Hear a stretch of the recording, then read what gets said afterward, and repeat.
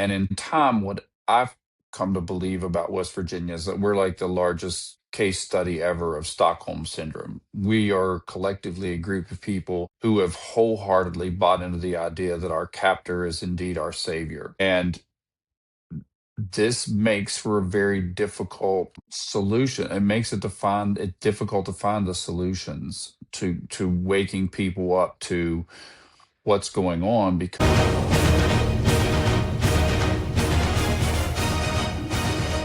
Where's the lamb soul? Ulandi, and welcome back to Where is the Lamb Sauce? Today's a really special day. I'm joined by Babette Hogan, the co-director of Running for the Mountains, and I'm also joined by Paul Corbit Brown, photographer and activist whose story is deeply connected to the mountains of West Virginia. Now, just that you guys know, I'm half Austrian, so for me, the mountains have a very huge meaning for us. Our national anthem is even based around our mountains. It is called Land der Berge, literally meaning the land of the mountains. So when I hear West Virginia, I immediately think of, Take Me Home, Country Roads. But your film revealed something more complicated, a story about identity, belonging, and what gets sacrificed. So I just want to thank you both for being here today. Yeah. Thank you, Caleb. Thank you. We appreciate being here. yeah, thanks for having us. No worries. Just to start things off, Babette, I do have a question for you. When did this story stop being something just about energy and become something you knew you had to follow for years? Because as you mentioned in the documentary, you were filming for more than 15 years, which is a long emotional commitment. Well, to say that we started off with a movie we called Seriously Green, because at the time, everything was green in the world. You couldn't walk in the United States, you couldn't walk down a supermarket lane without everything being described as green. And so we thought, okay, let's go see what this is going to be. And we really thought it was going to be a much lighter lift. We came to West Virginia not knowing if we had a story. We had been told that they're blowing up the mountains in West Virginia for coal, and from California, where I live, I have a single mountain. I happen to be looking at it right now. I revere it. Everybody I grow up with reveres it. Very concept of a mountain being blown up was so unfathomable to me that I honestly couldn't believe it. I was like, no, can't be. It's America. It's, we don't do this to ourselves, sort of thing. Yeah.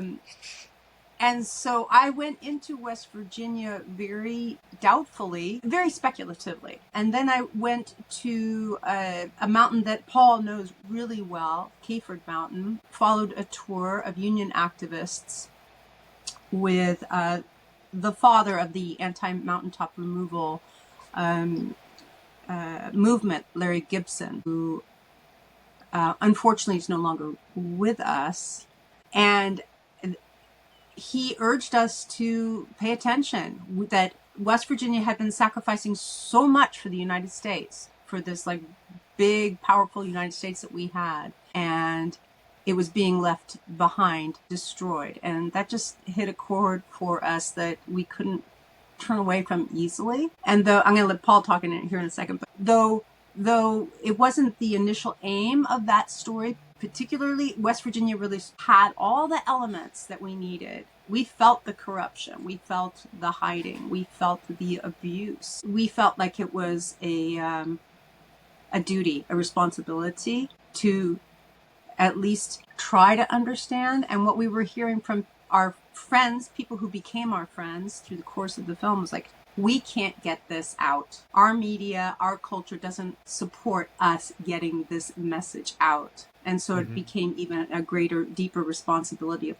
heck, we're just two single, two women climbing back into our careers without a whole lot of experience in this, but somebody's got to do it. So that's how it started, anyway. Now, I find that really, really interesting, since you're mentioning the fact that the story kept on being, I guess you could say, shoved underneath the carpet. That is something that I do relate to as well. I feel like sometimes when you have a goal and the world is fighting against you to hide that story, I guess you could call it a calling that what you need to do is, in fact, even more needed or more necessary. So I find that point very interesting, and we will get into that later. I will tell some personal experiences about me having that as well. Paul, I have one question for you as well. Now, I watched the documentary 2 times, and as I saw in the documentary, West Virginia is home for you. And I wanted to ask you, what does it feel like to love a place that has also harmed the people you love?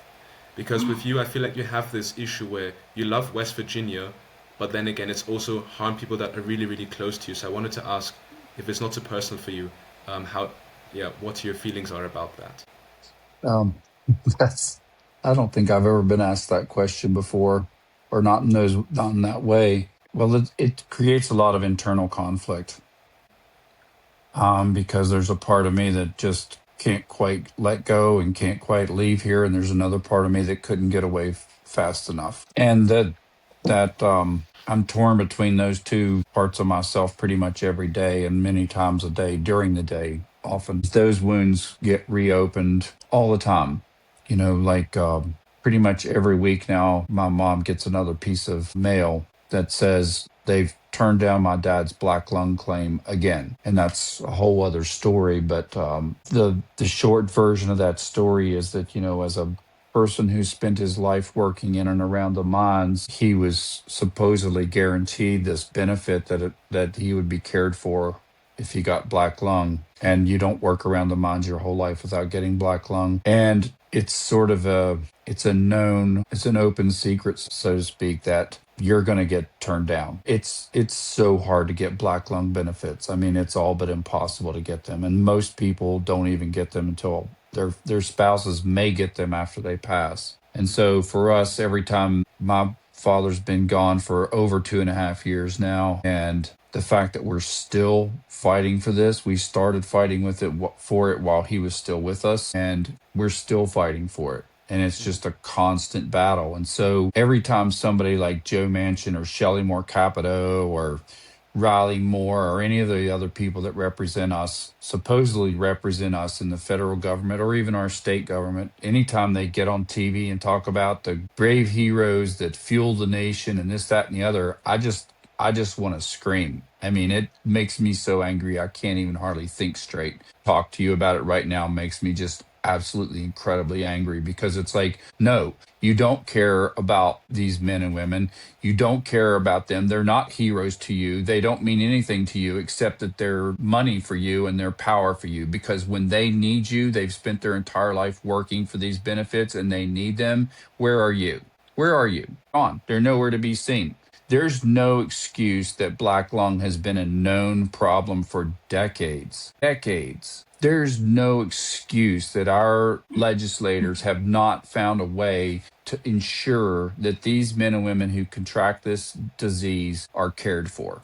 And in this amount of time, there's no excuse for it. Instead, they let the industry continue to deprive people of this. So getting back to your question, it's like, how do I manage it? I don't know. I just have to take a breath and just get through it one day at a time, because what I love here is the land. What I love here is the birthplace of my mother and father and my grandparents, and the fact I've been here for many generations now. And, I live now on a piece of land where my mother was born, and been in our family since before West Virginia was even its own state. It was in our family when West Virginia was part of Virginia. And so I love that connection, that feeling of oneness with this space. But then every afternoon at 4 o'clock, when the explosions go off at the mines, 2 mountain ridges over, and my house shakes on its foundation, I'm reminded again of like how much disdain I have for the people that run this state. Yeah, I fully understand it. I was honestly shocked to hear that 400,000 pounds of TNT are used daily. It's just a number that I can't really configure it in my head, because I first of all, I had to look and see how much it is in kilograms for me. But second of all, when I then found out how much it was, I just couldn't understand or really imagine how much that really is, because 400,000 is a number so big that unless you see it with your own eyes, it's something that you can't really grasp or understand. Sorry to hear that you have to experience that every day. I wasn't aware that it's that bad, that every single day at around 4 p.m. the foundations of your house literally start shaking. Sometimes you do ask yourself the question, when it comes to politics, what exactly the goal of the whole thing is. Is the goal to protect the people, or is the goal to push an agenda so that more money can be made? And I feel like you can find this exact issue not only in West Virginia and not only in the US, but I think everywhere in the world there's this sort of corruption. And the question is, what do we do against this type of system and what do we do against this type of corruption. It was also really interesting for me to hear during the documentary that I think you had 21 different studies proving that what is happening leads to diseases and is obviously not good for the people living around. And instead of looking into the deeper issue, the studies were just thrown away. And it's something we can definitely get into later, but I also found that very interesting, that despite all of the efforts, and I'm sure a mixture of anger and frustration, there's not really a glimmer of hope. Or maybe there is, maybe there's something that happened recently that you guys can tell me about. But from the documentary, I didn't really get a feeling of hope. It was more just a lot of frustration.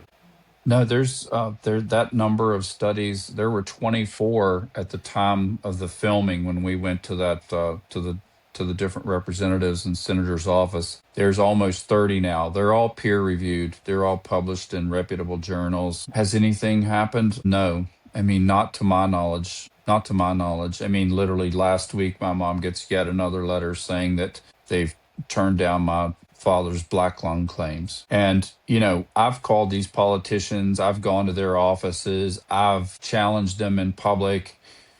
And I don't know. I mean, I hope that most people don't know, but most people don't know what it's like to watch someone die from that disease. It's like watching someone drown to death in slow motion. It's watching them gasp for their every breath. It's knowing that their breathing stops over and over and over in the middle of the night. And it's watching them cough and hack and just struggle for every little ounce of life. And watching someone die that way is the most brutal thing. It's not just brutal for them as they experience their life fading, but it's brutal for the people that love them watching it. And so who are these people that are running this? Who are these people that are making these decisions? One of the They points can talk about it all they want, but how much they care about these people, but they don't. They don't care about us. One of the points that we wanted to make in the film was, what is good governance? What is a governor's job? And now we have a president that is unqualified and very dangerous for all of us in terms of the environment. Let's just stick to the environment, stick to clean water. He's completely bashed the regulations that control the safety of our water now. And this is something that Americans are slow to wake up to. We're slow to wake up to the privatization of water. Right? We're not cognizant of it, but it's on everybody's horizon, especially as extractive industries, these industries that use a lot of water. Now the data centers, right, are going to exploit all our potable water for industry and leave us with the recirculated bad water. So. Surely water should be a human right. There's actually, I mean, you guys will know the company Nestle. I don't know if you know who the owner of Nestle is. I believe he's Austrian. He's from a town that's not too far away from here. I think it's like 1.5 hour drive. And it's a very interesting interview that I think I saw like 2 or 3 months ago. He was talking about the privatization of water. And I think that's in the moment when I came to realize that if there is such a thing as a devil in human form, then he portrays that. Because talking about privatizing water when water should be a normal human right, I don't even know how somebody could come to the conclusion that that's even a good idea. His point was that we should privatize water because it will make people respect the value of water more, but I feel like he's completely misunderstanding the point. Or he's interpreting it to his benefit. Exactly. Yeah. Yeah. We do have Nestle-owned public waterworks here in the United States. So we're dealing with it right now. It's already a problem. Paul, I think human beings have always, as a general rule, most human beings have always appreciated and respected water. I mean, it's been the first resource that people have sought anytime they're looking for a place to live. I mean, I just find it incredibly disingenuous and distasteful that an executive like that would have the nerve to suggest that he, as a CEO of this huge corporation, has respect for water, and he's going to create respect for water by privatizing it, by him owning or controlling a large slice of that. That's ridiculous. Yeah. And the irony is that it's corporations like him are the reason why the water has become more and more scarce. I'll give you an example. In West Virginia, several years ago, they submitted a bill to the legislature here in the state, and the bill was titled "For the Protection of West Virginia Waters." And so a normal thinking person would read the title of that bill and say, oh, great, they're going to protect our waters. But no, the content of that bill said that these poor coal companies have had such a difficult time and they're just not making enough money. And so we're going to allow them to dump more metals into our water. So this bill titled For the Protection of West Virginia Water was really not about the protection of West Virginia water whatsoever. It was about allowing corporations to dump more pollutants into our water. So no, I mean, when it comes to corporations, doesn't matter if it's Nestle or Alpha or Arch or whoever it is, I don't trust any of them to protect our water. They don't have a good track record of that. Yeah, I completely agree with you. Now, I don't know a lot about these other companies since I don't live in the USA. I mean, I was there last year. I was actually in Maryland last year in Laurel because I visited an uncle of mine who lives there. And I saw New York as well. And I think I was in Virginia for like a very short time, like really briefly. It was literally just driving through. So I wouldn't have noticed all of these things, but I would definitely like to go back perhaps when the political condition is a little bit more stable for somebody like me to visit from Austria and maybe see a different side of the US. But right now, that's not really currently part of my plans. But I would definitely like to revisit the country. I feel like there's a lot to see. And I'm a person, when I travel, I don't only like to see the good, I want to see the good, the bad, and the evil, because I feel like all three of those components together create a realistic image of what people who live there experience from their day-to-day lives. So perhaps one day I would like to come and visit West Virginia to see that with my own eyes, so I can see what's really going on there, not only from your perspective, but also see it with my own eyes, so I can really, grasp the whole idea of what is happening. Well, you're welcome. I'll be your guide. Perfect. That's great to know. Thank you. Now, I just want to touch one other thing as well regarding West Virginia. The film that you guys made uses the term sacrifice zone a lot. And I want to ask you, how did you each experience what that actually means, sacrifice zone, especially since it's so deeply connected to you, Paul? How does it feel to that area, is labeled as a sacrifice zone, but not only that, it's part of you as well? So I think Chris Hedges might have been the first. Was that right, Babette? I think he was the first one to use that term sacrifice zone. And it was a very apt term, a very appropriate title for this area. How does it feel for me? I mean, I go back to it. I don't have very many emotions other than just outrage over it. I mean, it's outrageous to me to look around and see so much suffering. West Virginia has produced so much wealth. Think about the wealth produced by the Industrial Revolution. That Industrial Revolution was fueled in a large part by the coal and the gas that came from these mountains. So West Virginia fueled the Industrial Revolution, and all of these corporations became so wealthy, and yet West Virginia remains one of the most impoverished places in the entire United States. 3/4 of the water in West Virginia is not safe for recreation. That means if you can't have recreation in the water, you shouldn't be drinking it, you shouldn't bathe your children in it, you shouldn't wash your clothes in it, you shouldn't cook with it. We've sacrificed that. Joe Manchin, again, talks about all the patriotic sacrifice of the people of West Virginia. And I've literally, to his face, asked Joe Manchin, if these people were such heroes, when are you going to give my dad a Purple Heart for his black lung? That's it in a nutshell. It's the constant demand that we sacrifice everything and nothing is returned. Now we have this recent big nonsense bill that they just passed, and they're just gleeful about it. And by the end of this year, they're expecting 7 West Virginia hospitals to close, rural hospitals. So people who were already 30, 40, 60 minutes drive from a hospital are now going to be hours drive from a hospital. What's left for us? West Virginia, while a small state, actually has a lot of area because it is all mountains. It's like this petticoat of mountains in and out. It's very, topography is both the beauty and the thorn in the people's side. So this just further isolates communities and makes it harder for them to fight. Yeah, I fully understand it with the topography of West Virginia being very mountainous. Being from Austria, we have a lot of mountains. I mean, the part of Austria where I'm from is not very mountainous, We do have this issue. So I'm from Graz, which is the second biggest town in Austria. We have this issue in Graz where our town is surrounded by mountains. So what happens is the bad air, we've got really bad air in this part of Austria. The bad air always remains in Graz because the air can never move over the mountains. So basically have like this pot of permanent bad air. It does lead to this town being warmer than other Austrian towns, but that is a really big issue here, that we always have bad air because there's no way for the air to escape. We're literally surrounded by mountains. So I fully understand what you're saying. It does make the town look really beautiful, but then again, it's kind of a it's a blessing in disguise, but also a curse as well. You know, we've got a dilemma of both sides. Really beautiful for hiking and for skiing and for snowboarding, but then again, it does lead to horrible air quality.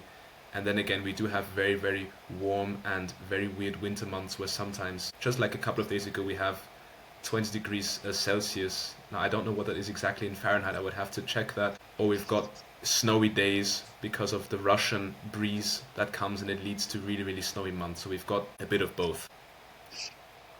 We're certainly experiencing that. And Paul was just reporting that they just had an inch of snow. So that's like not necessarily, well, I guess it starts to happen now, but usually it's... Well, when I was a child, we used to have snow by the time Thanksgiving came around. So about this time, that was normal for us to have had a snowfall or two or three even. But in recent years, we've literally gone into January before we've had snow. I mean, that much. We even had days in January last year, which I'm sorry, you have you said 20. I'm going to give you Fahrenheit. We had 72, 73, 74 degree days last January here. It's crazy. I mean, that's summertime weather. Yeah.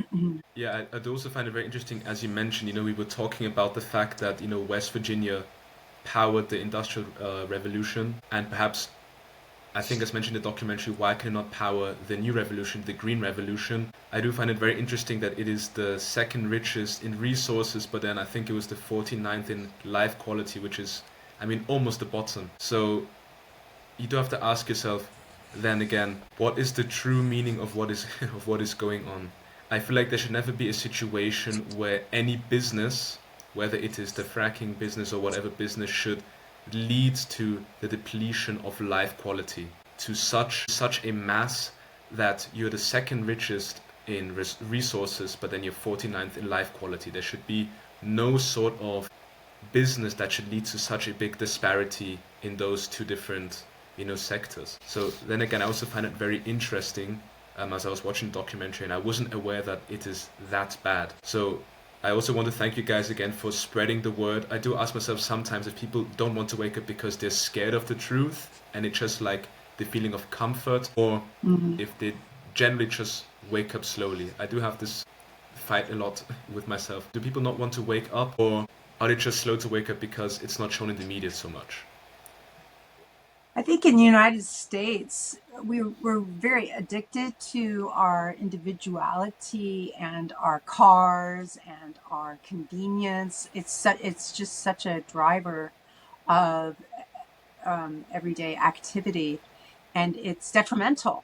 It's detrimental to our health. There was a time when we knew how to conserve. There was a time when we knew how to recycle. And West Virginians are super resilient. They won't throw anything out. They'll find a new way to use it, you know, because things are so sparse there. But here I am in California. I can get anything I want anytime, and it's a fever dream here of consumption. That is a value that I believe really needs to be turned. We need to get back to more basic values and community.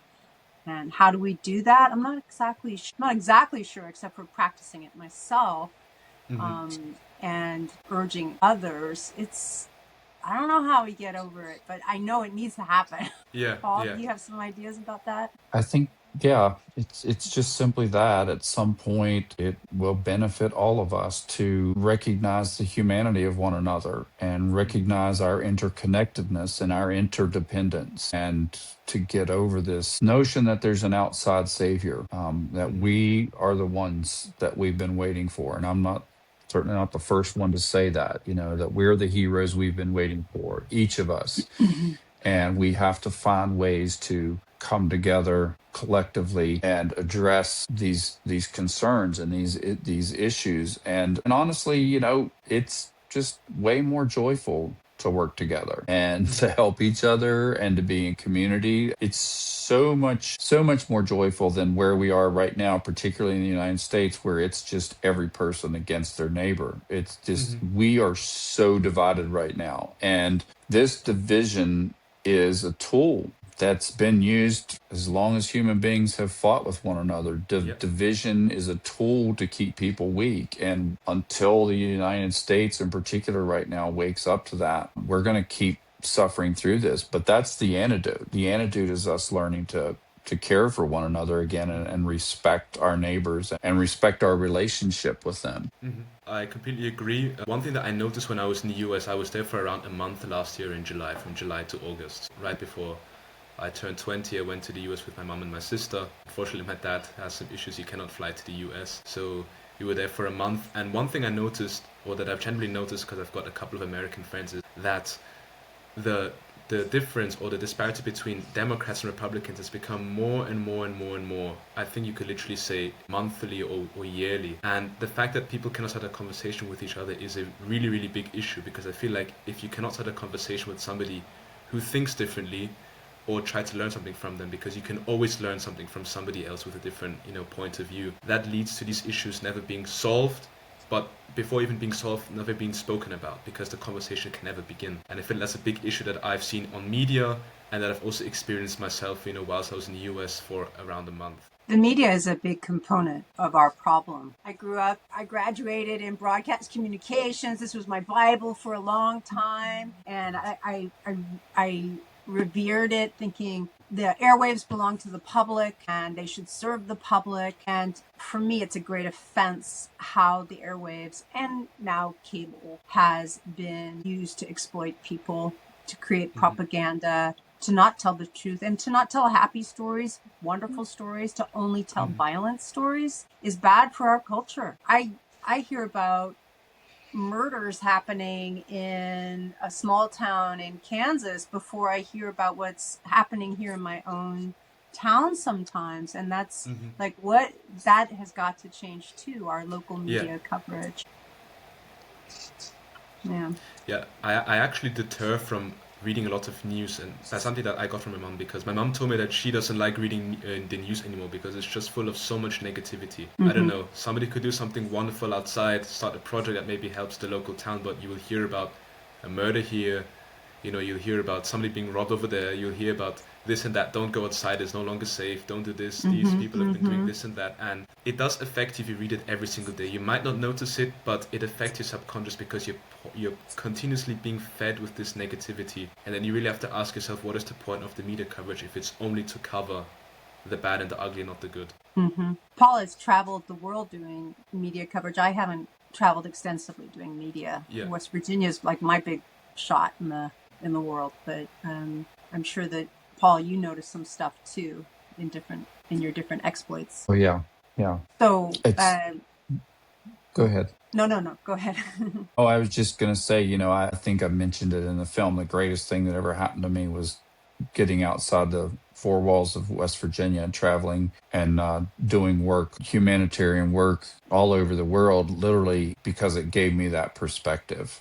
It was the first time I got to see things from outside the lens of what was just reflected back to me by the media, by the politicians, by the community, right? So having left a place for a period of time, when you come back, you get to see it with new eyes. And that was a big gift for me. Yeah, it helps you leave that certain bubble that you're always inside of. That's something I personally believe, that traveling is the best teacher. It's good to go to school and it's good to talk with people and hear new things, but I feel like traveling yourself and seeing things with your own eyes, that's really life's greatest teacher. Because you can watch videos online, but it'll never give you the same perspective of when you experience something yourself, feel it, touch it, smell it. So I completely understand when you mentioned that the best thing for you was leaving the four walls of West Virginia and traveling to different countries and being able to experience all of those different things. Yeah, there are a lot of people around me who have never left the county they were born in, literally. So they've never even left county. They've never even left the state. They don't know. And I don't say that disparagingly. I say it with compassion. Traveling, there was so much to learn from traveling, as you said. And one of the biggest lessons that I learned from traveling was how wonderful people can be all over the world. I've just met the most magical, kind, creative, caring people all over the world, everywhere. Even in the most dire situations, even in war zones, I've met the most amazing human beings. Yeah, I fully understand that. I feel like sometimes you do indeed find the nicest people in situations of desperation. I feel like when you travel around, you come to realize that life is actually something that doesn't need to be that complicated. We like to overcomplicate lives. Us human beings, we like to feel like we're so sophisticated that, we do this and that, but at the end of the day, we're actually all pretty simple beings, and we don't really need all of this. If you just think about it in a very simple way, I feel like the biggest mistake of humanity was losing our touch to nature, because I feel like the moment that happened, that has led to all of these issues that we have right now. And it's very problematic that you have a president who doesn't even believe in global warming, who says that it's just a myth, it's just something in our heads. And I feel like that's the biggest mistake of humanity, losing our touch to nature and losing our touch to animals as well. It's a huge problem. Go ahead, Babette. Oh, I was just going to say, you're young enough that, your life has been surrounded with technology all your life. So when you look at like AI and what's coming down the pike, to me, it seems like people are really dissociating from their own bodies. What do you see? So the thing is, I'm a student, as I mentioned, before the interview we were talking a bit, and I also work with children a lot. So I work with children who have like ADHD and autism, and I've realized that, I did grow up with technology, but when I was 5 or 6, I didn't have a phone.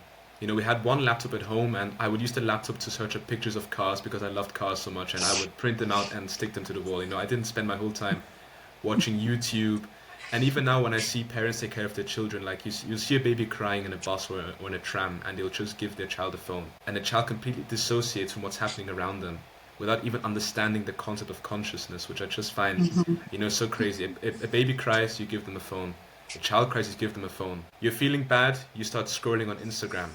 So the phone has become a body part. And I feel like people are losing touch to reality. And I had this experience, I think like 4 years ago when I graduated, where we had to write a scientific paper, because in Austria, before you graduate, you have to write a scientific paper and you get to choose what topic you want. And I chose the topic online addiction. And there were some really interesting trends that I noticed with online addiction. First of all, how the rate of suicide has gone up with the use of social media. Then also the feeling of, body dysmorphia, especially with young girls, because they're always comparing themselves to models who don't even have real bodies, but are also, the pictures are edited as well. So you can't even naturally achieve those type of bodies. And then, you also have AI now. We've had this huge wave of AI. Now, I use artificial intelligence for uni sometimes because, sometimes you have a course at uni, you can't go there because you're either working or you're not there, so you have to catch up on everything. And I use it to help to explain some things to me. But I feel like it becomes a very big issue when you use AI and technology to do the most simple tasks. It stops you from thinking.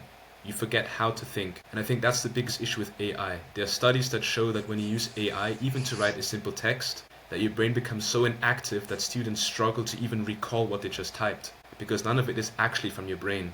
It's from a program that tells you what to do. And when you think about it, we're not programming the AI is programming us.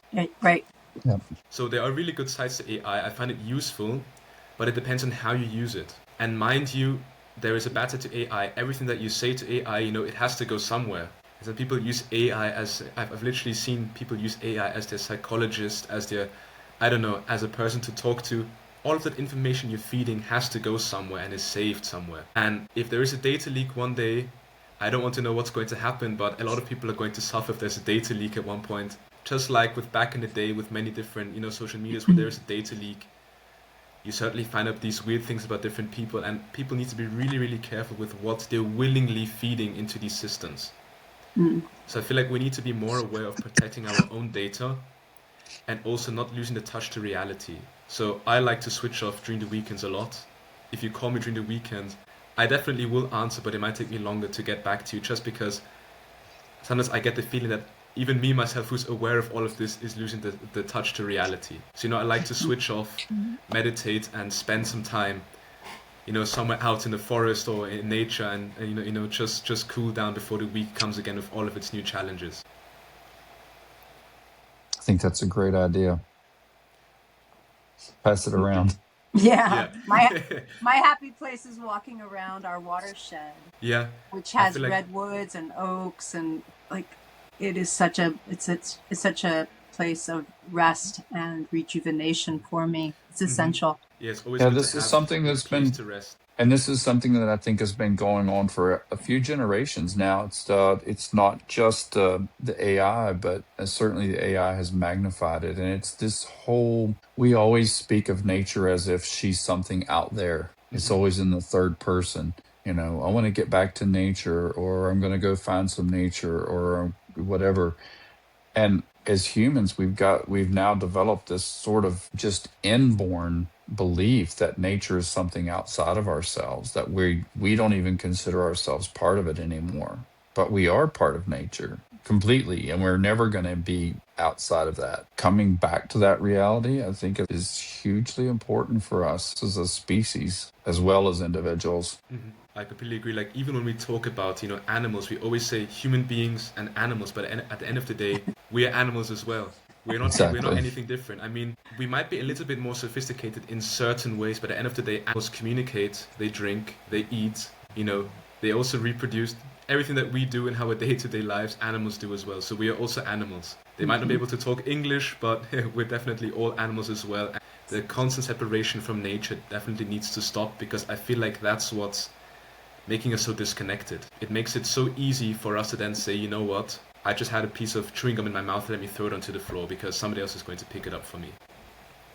Yeah. Now, one thing I noticed in the USA as well, which it will lead into the next topic. I remember that when I used to wake up in the morning at like 6 or 7 in the morning, I used to go jogging with my mom. And the thing I noticed in the US is that you guys are very centered around, the automobile industry. General Motors, when it had a big boom back in the day, it led to towns literally being redesigned so that the industry can be utilized to sell as many cars as possible. And I remember that when I used to go for jogs on beautiful mornings, like the temperature was good, the humidity was good as well, we would always get these weird looks like, why are these people going for a jog at this time of the morning? Why are they not driving around? And it's so interesting because you then have Americans who come to Europe.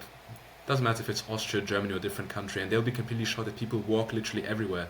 I remember that when we went shopping with my uncle, I think there was a Harris Teeter here, and there was a different store over there, and my uncle parked at the Harris Teeter, and then we walked from the Harris Teeter to the next store. And then he called us and was like, should I drive to the next store to pick you up? And I was like, why do I have to drive? It's a 100-meter walk. It's a very short, brief 1-minute walk. And it just showed me that there's a completely different way that you guys not only think about nature, but a completely different way that you guys live that I was not aware of. And I feel like that's also a huge issue as well in the US. Not only do politics allow nature to be used and extracted from so much, the way that you guys live from your day-to-day lives allows it as well. A lot of driving.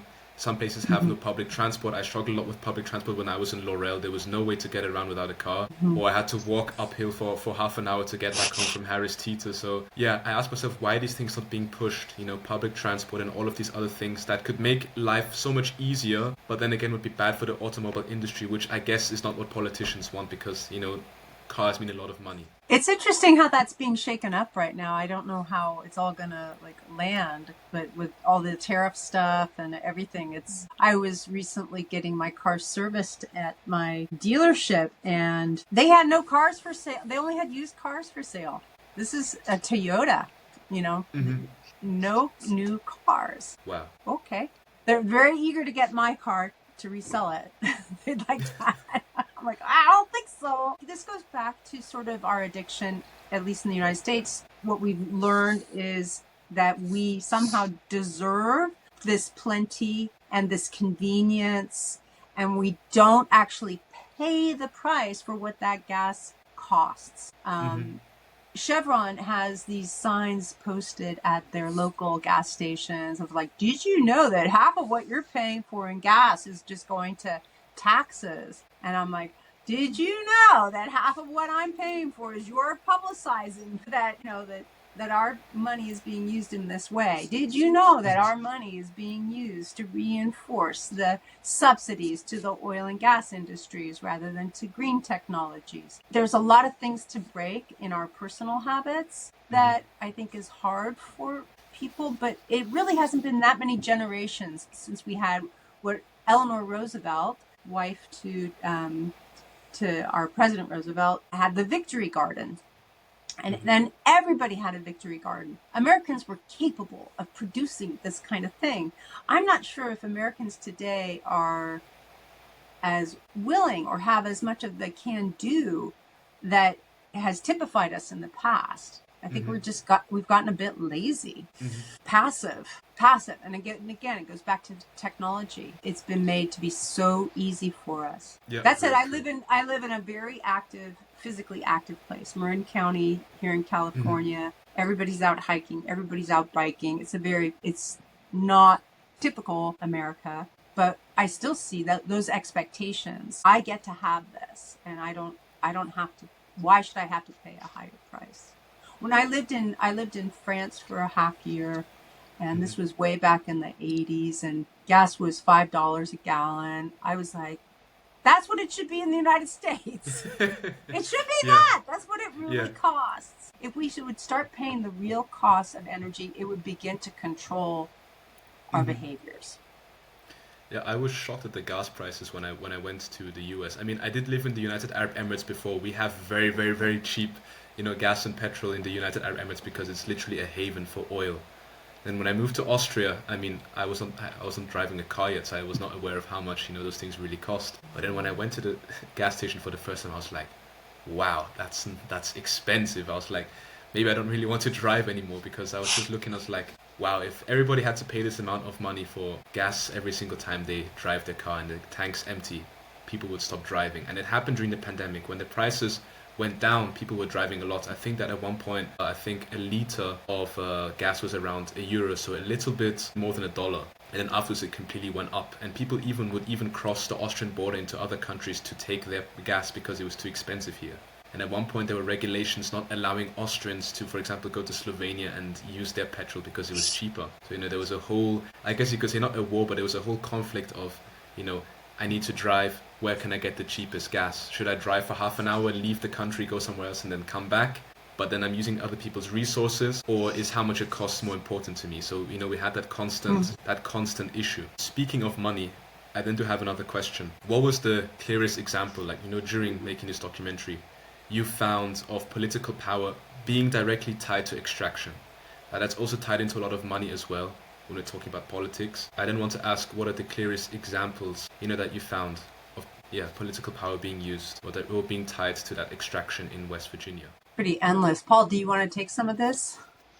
I do, but I'm going to embarrass myself and say I don't remember the exact numbers, but there was a graphic in the film that talked about how much money Joe Manchin had received directly in campaign contributions from the fossil fuel industry. And I mean, it's staggering when you look at those numbers of how much money, and he's just one of 100 senators, and they're all getting it. Almost all of them are getting it. And then there's all the representatives, in the House of Representatives, they're all getting it. I mean, I'd like to see the sign at Chevron saying how much percent of my gas money went to the fossil fuel lobby, Right, like how right.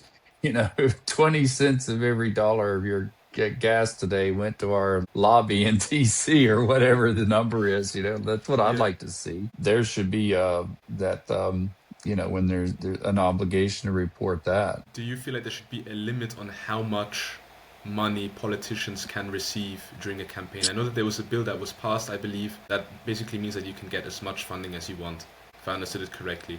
Do you feel like there should be regulations for campaigning in general, or perhaps just regulations when that money is coming from certain different, from certain industries? For example, extraction industries. I think there should be limits on all of it.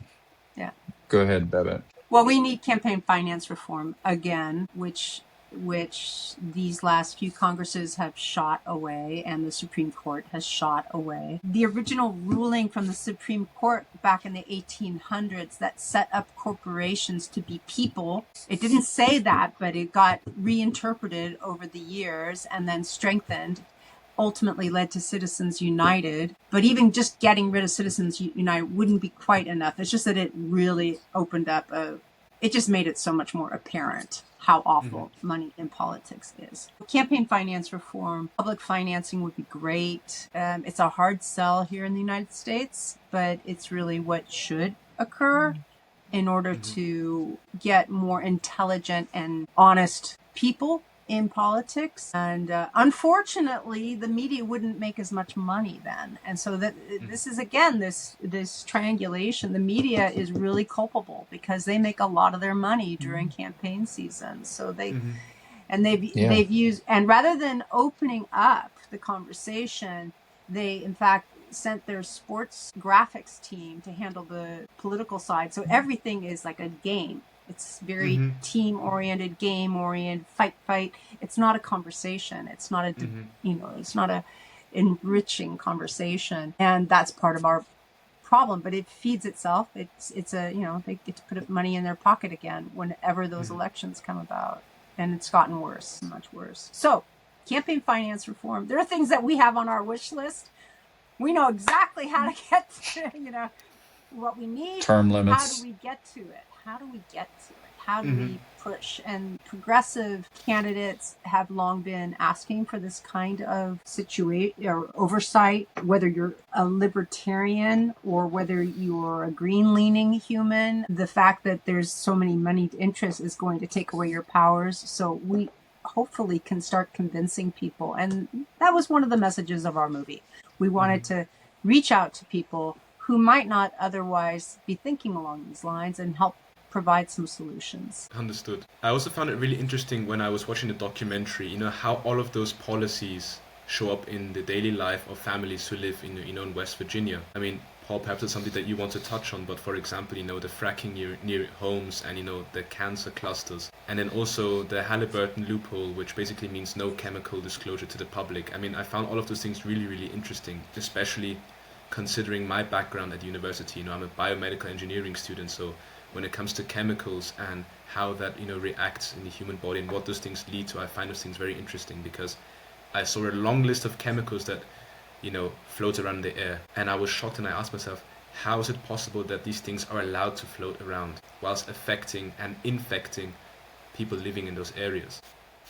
Yeah, so there's that old saying about it's hard to convince a person of something when their livelihood depends on them believing the opposite. And that's one aspect of it. I think the other aspect is thinking of West Virginia in particular is that West Virginia was a perfect storm of sorts because in the early days we were so geographically isolated that we were very easy to manipulate. I mean, the robber barons, the coal barons, they sent folks up to Ellis Island to snatch us off the boats as young immigrants and bring us to the mountains of West Virginia to mine this coal and to cut this timber, drill for gas, to do all these things because there weren't enough people here to manage all these resources for them. But once we got here, we were stuck. We had no way out. We couldn't call Uber. The train lines were owned by the railroad companies, were owned by the coal companies, were owned by, they were all, it wasn't like it is now. There weren't highways everywhere. Nobody had vehicles and cars. Only very wealthy people had cars. And so once you got here, you were stuck. And being a captive audience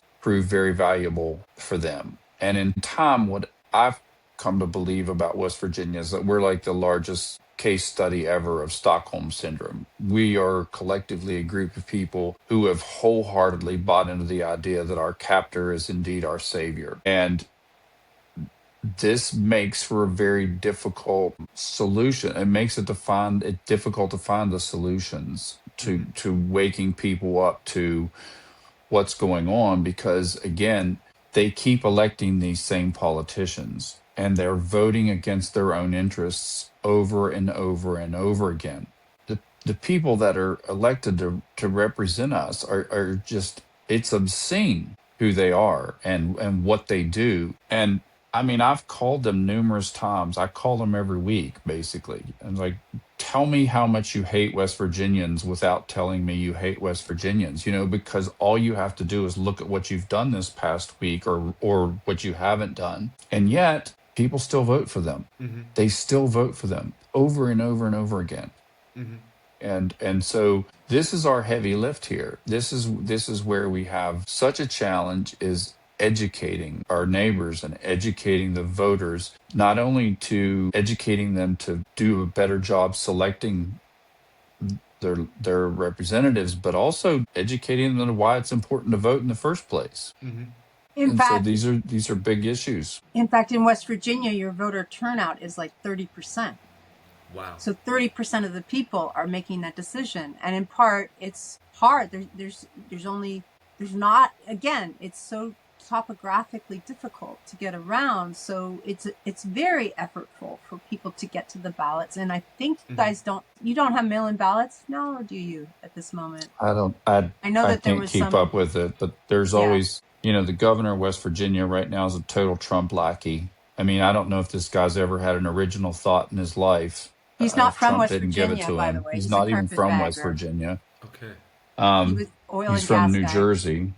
Yeah. But, an example of my own thing, my polling place used to be less than a mile from my house. It was literally walking distance. Now my polling place is almost 10 miles away. And the place that used to be my polling place is a polling place for other people who live even further away. So they've reversed the polling places, which just makes it more complicated for people to get out to vote, because now you can't just go a short distance to vote. Now you've got to go. We literally have to go to another town to vote now. Wow. It's just ridiculous. Mm-hmm. And there's no good reason for it. Mm-hmm. And if the whole point of democracy is to vote, who's supposed to help you? How's it supposed to happen if you have to take drive the car for 10 miles just to vote? But right. And they love to wrap everything in the flag and talk about it as democratic and talk about it as patriotic and talk about it as this the American dream. But is it really? Mm-hmm. America's always struggled with fulfilling its promises. We've always struggled with that.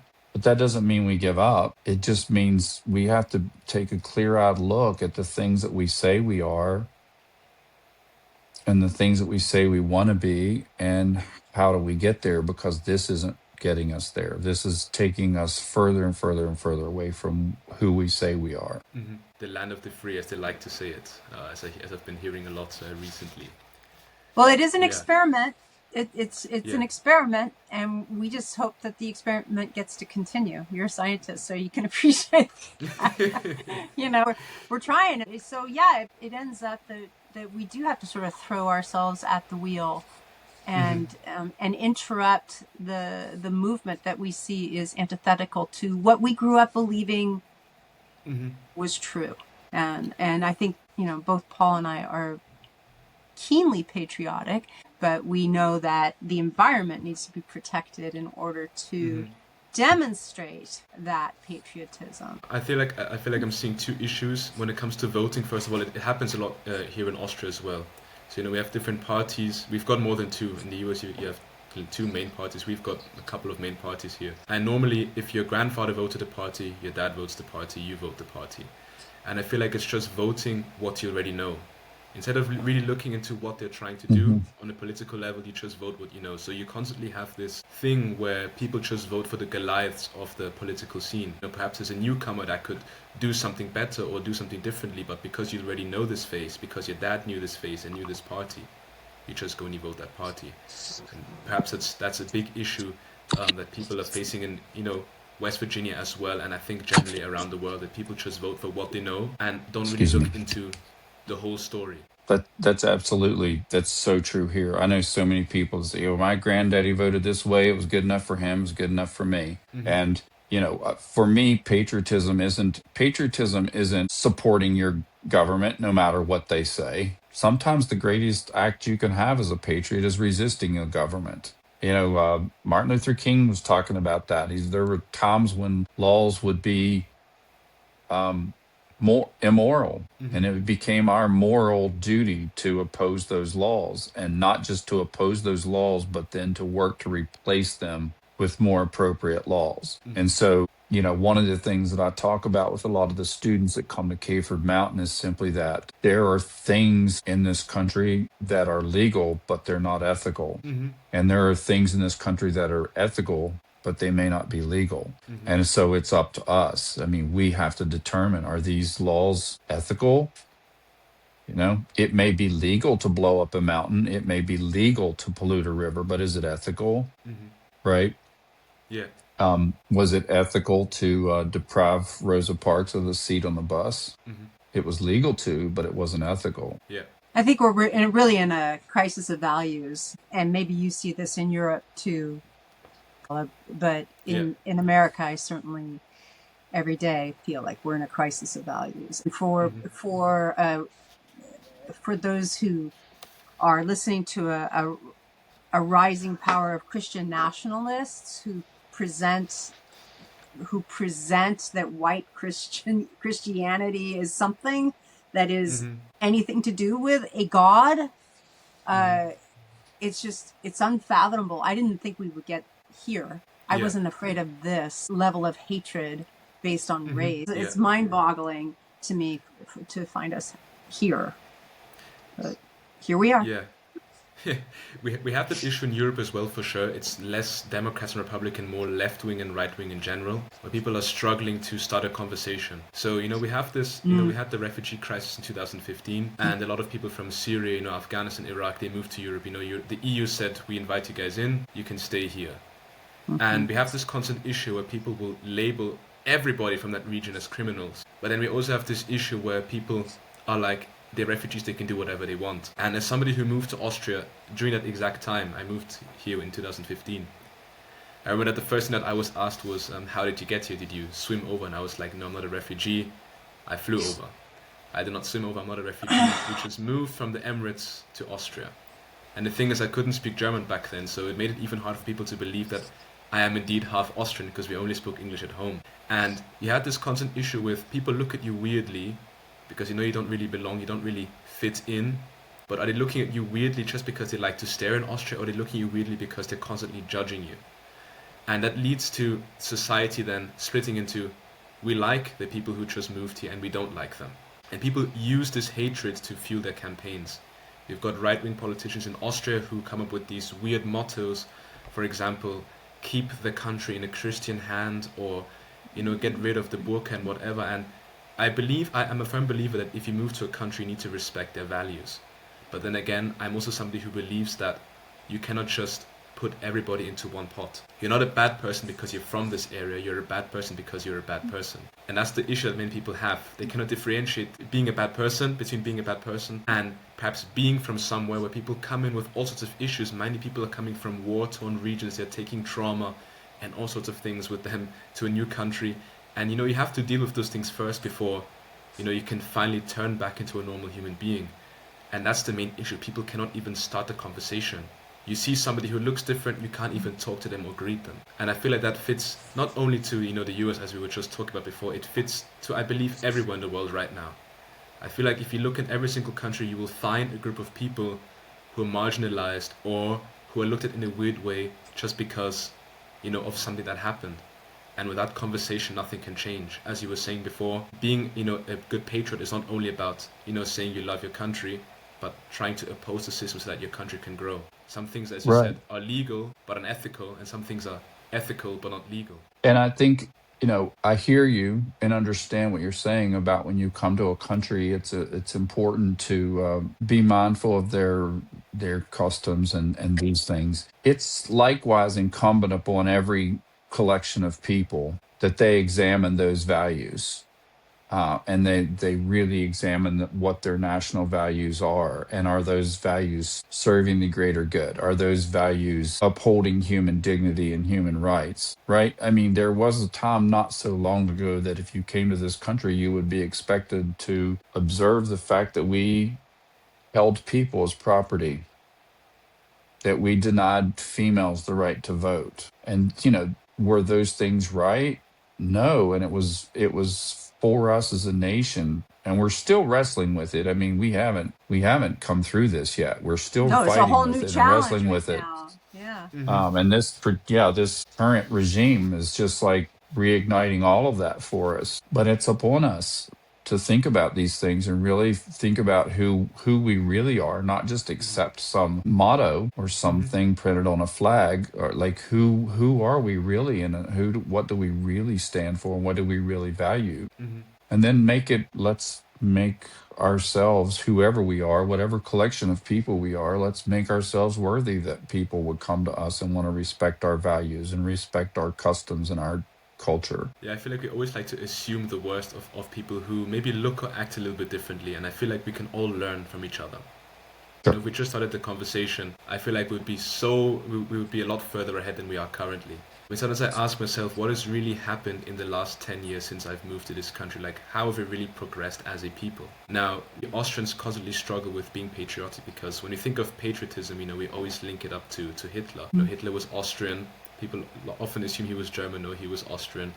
And we constantly have this issue where we're like, if we're too patriotic, we're going back into that time, you know, of the Nazi way of thinking. You know, we're the best.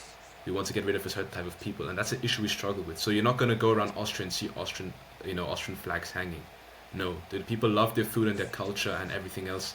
Yes, but it's not going to be displayed as openly as you might see in the USA. I remember the first thing I saw when I arrived at the airport was I saw 6 massive American flags, and I was like, "Yep, I've arrived in the USA. I can already sense the patriotism." Interesting thing, because we haven't in California, waving a flag was, I mean, that's part of what our conservative, I don't even want to call it conservative, but the right has said, like, we're not patriotic, you know. And what we saw at we had what was called a No Kings rally. We had 2 of them so far. Is people reclaiming red, white, and blue for team progressive, team anti-king, because of the abuse of patriotism as a means of controlling the population. So I like to call myself very patriotic, and for those No Kings rallies, I dressed up in red, white, and blue. I put on my gear because, you know, not that I would normally do that, but that I'm not going to let somebody else define what it is to be a patriotic American. Mm-hmm. Yeah, I feel like that's very important, to define it for yourself. I remember we had this discussion at school many years back. What exactly does it mean to be patriotic? And is it fine to be patriotic? Because as I said before, we have this conflict of being patriotic here in Austria because we have such a dark past, and we still have people who live from those times. I actually have this friend of mine who lives in an old people's home, and she's 102, and she tells me stories about what happened back then during World War I and World War II, and I just, it's so hard for me to understand that I'm talking to somebody who experienced all of those things firsthand, just as my grandfather told me about how he fled, the former Yugoslavian countries, he fled Croatia back in the day to come to Austria. And those people are still alive with us, still speaking, and that's why we constantly have this issue with patriotism, because those people are still around us, they're still living and breathing, and we still feel them and see them. So maybe a conversation should be open where we say that it is fine to be patriotic, but then again, we should be aware of what happened and make sure it doesn't happen again. Because we like to feel like in history, the people who enslaved others, the people who did certain things, the people who led wars were any different to us. But at the end of the day, they were all normal human beings who were influenced so much and brainwashed so much that they did those things. Those could be any one of us. So we have to make sure that the conversation is, opened up where those things don't happen again, but then we also progress as a people, instead of always being scared and being stuck in this static phase that I guess we could say we're currently in right now. Right. And so, I asked this in the film, what is patriotism and of whom is it demanded? And I think that's a question we all must keep in the forefront of our minds at all times. Always. We should always be thinking this, because we're not going to settle it once and for all. Every generation has to redefine that. They have to come to terms with it again. It's like liberty and justice. Those things have to be fought for constantly. You don't just win them once and walk away. And particularly at a time when we're seeing the growth of a billionaire and now trillionaire class that have no allegiance to any nation and are running all of us roughshod. I don't know what's going on in Austria in that respect, but in the United States, it's gone on it's become such a problem. It's become this disparity between the people who have the most and the people who have the least is so abhorrently great and tragically comedic. It's just like unbelievable, this kind of disparity, and this again extreme sense of value on a dollar rather than on a life. Right? It's reclaiming those tools that are used to help program us, and patriotism is one of those words that is a tool, is I think kind of useful. It's useful. I want us to reclaim those things, even if they're not what we need personally to get us through the day. I don't need to wave a flag, but I will, right? Because I need to make this point that no, this flag does not belong to you. It belongs to all of us. And so it pushes us to have to do things that we might not have otherwise done, but here we are. Again, here we are at this point in history. We're lucky we get to be the ones. I definitely understand it. I mean, for example, I'm not a white Austrian, as you can clearly see right now. And I have this issue sometimes where, for example, when I moved here, my Austrianness was being questioned all the time. And then also not growing up in Cameroon, when you're then with Cameroonian people, they're like, you're not really Cameroonian though. So at the end of the day, you have to then ask yourself, what are you then? And I feel like everybody has to define that for themselves and just live by it. I'll gladly wear my traditional clothing if I go out, just as I'll gladly wear my lederhosen and my strap-on jacket if we're celebrating Oktoberfest here. I'll gladly wear both of those things, and I will do that with full conviction. And it takes time before you reach that point. I had this constant moral battle with myself. What am I actually? And that's why I do want to ask this next question, like, how did you each carry the emotional weight of the story whilst working on it? Because there's so many different factors. For example, with you, Paul, you grew up in West Virginia, and you have a different connection to this area. And this project must have been very emotionally demanding, because you constantly had forces working against you, whether it was politicians or law enforcement. So I want to ask, how did you carry the emotional weight of this project, and both of you? One step at a time. Just put one foot in front of the other. I think we stand on the shoulders of giants. There were certainly people who came before me who paid a much greater cost than I did. And in my mind, it's the least I can do. And I've always had a deep concern for the next generation and the generation after that. And again, I think it's the least I can do, that I can, whatever I can do right now to preserve the best of what's here, and then to help build what needs to be there for the next generation. And so that's how I've carried it. It's just one stone at a time. I had this story once. Somebody asked me about they wanted to go protest a particular coal operation, and they wanted to block the road. They're like, we're going to block the road. I'm like, okay, well, what's the end goal? And they said, well, it'll really piss them off. And it's like, okay, well, why don't we think about this? I'm not opposed to blocking a coal road, but if we stand here all day and throw rocks at our adversaries, at the end of the day, we have a pile of stones on the other side of the field. Maybe the better solution is that we choose our stones carefully. We walk across the field and we place them strategically. At the end of the day, we don't have a pile of stones. We have a foundation. And so that's it. It's my hope is that the things that I've done have helped build that foundation. I hope I have. I hope I still will. I find what you said with the foundation very powerful to hear that now, and it does really make me think about what you were just saying. Instead of throwing the stones, perhaps pick strategically what exactly you're doing, so that you can reach a greater end goal, or so that you can be more effective with what you're trying to do. Sometimes you feel so much passion, you just throw yourself into something completely without really thinking about what you're trying to achieve and how you're going to achieve it in the best way possible. So that has given me a completely new perspective on things, and I'll definitely keep them in mind with with future things. Perhaps don't throw yourself into it completely. Think about what is the best way of doing it, so that you can reach your end goal in a more effective and perhaps less energy consuming way, because at the end of the day, we don't have an infinite amount of energy. We need to preserve it and use it in a useful way. Well, also understanding that we may not solve that problem. The cathedrals weren't built in one person's lifetime. These great accomplishments of human beings have often spanned generations. And there's the old proverb that the successful person is the one that plants the tree, even though they may not sit in the shade. And so thinking about your place and what you're going to do is also partially understanding you may not achieve that in your lifetime, but you are building that foundation for it to continue, for the work to continue, for it to continue to move forward and progress. That makes a lot of sense, exactly. Planting the seed so that perhaps one day a tree can blossom. And perhaps, Babette, you have something to add on to with how you handled, everything. This must have been a lot for you as well, as I saw in the documentary. I remember, I'm thinking of the scene right now where you were in the car. No worries. Where you were in a car and and I think you were getting arrested. That constant force, that external force that's constantly fighting what you're trying to achieve, how you handled all of that for that duration of time.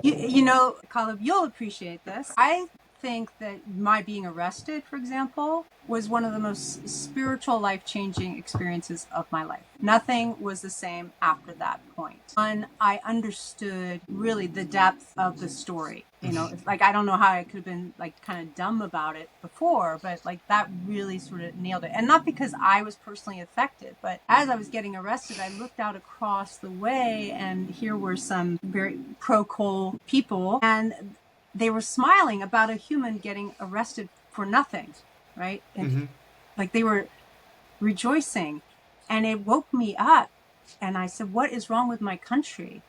So that by the time Trump was running in 2015, it was not a surprise to me. We have become a society addicted to reality TV and, all this glamour and all this gaudiness and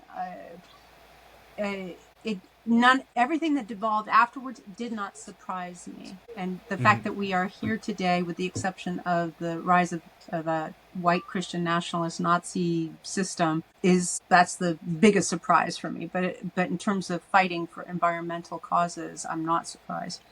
How to sustain it? I mean, I was a single mom, and my partner was a mother with a child with complications. So it was difficult. And that is, in fact, why we generated a relationship with someone like a Paul or somebody else who could actually do some shooting for us on the ground. Because there's no way we could go back and forth and actually pick up the threads of the stories effectively. We'd started off with a story that was supposed to be about electoral activism, following people who were running for the mountains, basically. And then the story evolved because, one, we weren't getting the kind of happy story we wanted to end with. It just wasn't evolving. It was a big struggle to stay in it, but it still had to be told. And for us to have gone even 5 years and not tell a story was a hardship. For us to have continued for 10 years and not complete a story, that would really have been hard. It would have been soul crushing to have not created something out of all these relationships that became important and dear to us with the people in West Virginia who were pictured in our movie. So I think that kind of sense of loyalty, the sense of duty, the sense of worry was much greater than any personal costs that we had to pay. Understood. It sounds like it must have been a lot to have on your shoulders for such a long time as well. I mean, I personally cannot imagine devoting that much time to a project. I mean, first of all, as I mentioned at the very beginning, devoting 15 years of my life to a project, I can't even imagine it because I was 6 15 years ago. So that's honestly my highest respect to the both of you for doing what you did. And now just one question that kind of relates to the name of this podcast, Where is the Lamb Sauce? As I did mention, it comes from the Gordon Ramsay punchline. Now, this is a little bit of a more humorous question. If Gordon Ramsay were to walk into West Virginia and to yell, "Where is the lamb sauce?" what exactly do you think he would be talking about? So what do you think is basically missing from West Virginia? What is missing from the core of what makes West Virginia West Virginia? If he were to walk in right now and say, where's the lamb sauce with his thick accent, what do you think he'd be referring to? Ooh. For me, as a West Virginian, I think he would be referring to that strong character that we've always believed ourselves to have as West Virginia, which is that we're here for one another, that we will get through this together. If our neighbor's struggling, we're struggling too. And we'll reach across the fence and hand them what they need or put our hands to work with them to help them through that. And that's something we've always believed of ourselves as mountain folk and, West Virginians. And I think that's, there's certainly pockets of that are still here. But to see us so divided and so callous to one another right now, I wonder if that's the lamb sauce that's missing for me. And the lamb sauce that's missing for me is transparency. I want everything transparent. I want it clear and available to all of us at all times. Again, honesty. How can we be so corrupt? It's just like, I can't believe that we have this level of corruption going on. So that's what I would scream about. That would be my lamb sauce moment. Well, thank you for answering the question so honestly. Now that since we were talking about transparency, and I think I have like one main question, to slowly finish this conversation despite it being so interesting. Now, I will definitely be sharing the link of the documentary to, the people in my inner circle so that they can watch it as well. I already recommended it to them the other day. The one thing I want to ask the both of you is, what do you hope someone who has never been to West Virginia understands after watching a documentary? What should they take away from this documentary? I think that's simple for me, that what happens in West Virginia doesn't stay in West Virginia. I think that one of the real problems that we face as a species is that we believe it's always going to happen to somebody else, but not us. And so if there's any one thing I hope people will take from this is like, wow, look, this happened. And not just, isn't that too bad? It's like, okay, well, what do we do to make sure it doesn't happen again? Because it could happen to us, whoever we are, right? Whoever we are in Ohio or Colorado or California or Austria, right? Whoever it is, that people understand this is a very, very real situation that could be in your front yard very soon. I'd agree with Paul that for me it's largely about paying attention to your communities. Like, really understand who is running. Look underneath their skirts. Don't just rely on their beautiful, happy faces. That the people who need to represent us need to be governing for the benefit of all of us, not for the moneyed people. And I would hope that people, your generation has had an opportunity to have lightweight cameras and go out and shoot. I hope that more people of your generation just start telling stories, real stories, not necessarily lasting 15 years. This, like my next story is not going to be a 15-year story. Yeah. This one happened to be for many reasons. This one happened to be that, but I would hope that people will really give themselves the tools, like you're doing, frankly. Just get out there and speak from your perspective, from your training as a bioscientist, biomedical engineer. Come at it with your perspective and your heart, and tell your story, and don't be afraid. And then I also hope for this is a less perhaps palatable thing, but because West Virginia is, a lot of the people in our story happen to be white, happen to be well spoken. We're hoping that it can open up the eyes a little more quickly of many of our privileged people who don't have to face these kinds of environmental assaults because it happens in minority communities instead. It's coming to them too, and we want them to understand that. And we want them to get on board a little quicker before it actually is a problem. We want them there, ready. Well, thank you both for your honesty. I feel like that also really, as you said before, just what I'm trying to do with this podcast. I would definitely like to take my camera around and film some stuff as well. I mean, that's definitely going to happen a bit, later when I've built a bigger audience and I've got more time as well. This thing I'm doing at university, biomedical engineer, sometimes I just ask myself, like, why am I putting myself through all of this? What is the end goal of all of this? But then I always have moments where there's a lot of hope.